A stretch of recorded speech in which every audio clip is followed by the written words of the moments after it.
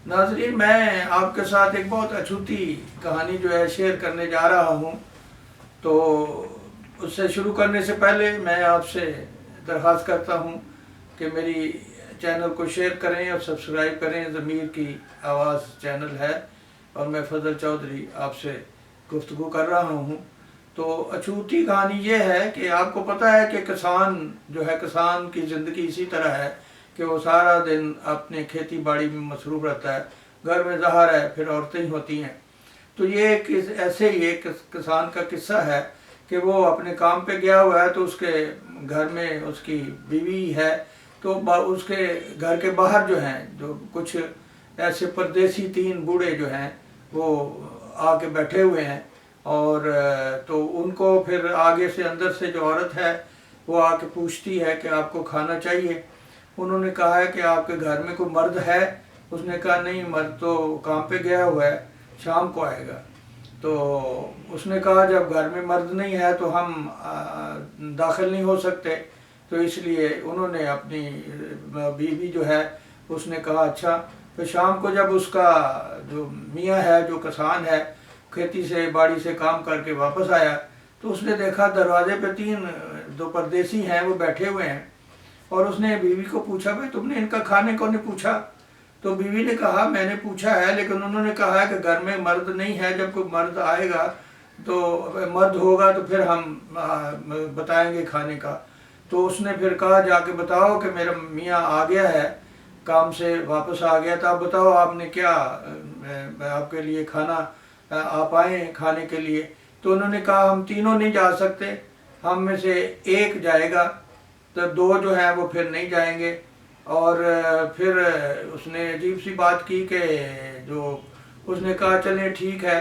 एक उसने बताया कि एक का नाम दौलत है, हम में से एक का नाम फतह है और एक का नाम है मोहब्बत।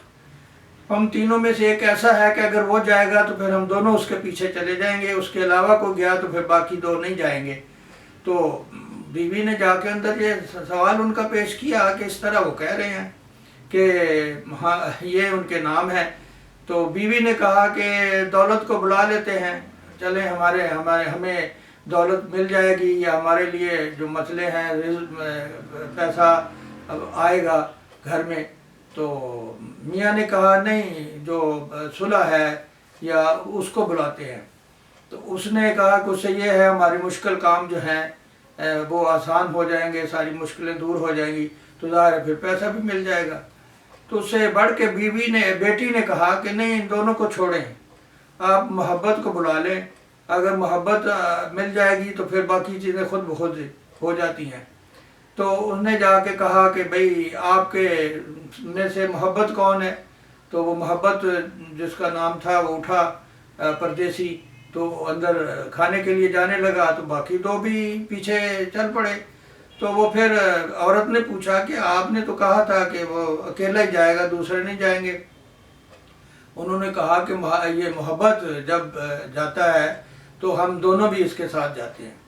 तो फिर आगे अंदर जाके फिर बात ये ऐसी खुली कि उनका नतीजा ये निकला कि बच्चे ने, जो उनकी बच्ची जो है उसने कहा कि देखें मोहब्बत के साथ हमें दौलत भी आ गई है और फतह भी जो है हमारे कामों के लिए फतह भी आ गया है, ताकि हमें हमारे कामों में जो सुलह सफाई से हमें हमारे काम रुके हुए हैं उसमें हमें कामयाबी होगी, तो ज़ाहिर के साथ दौलत भी है मुंसलिक, तो वो भी हमें मिलेगी।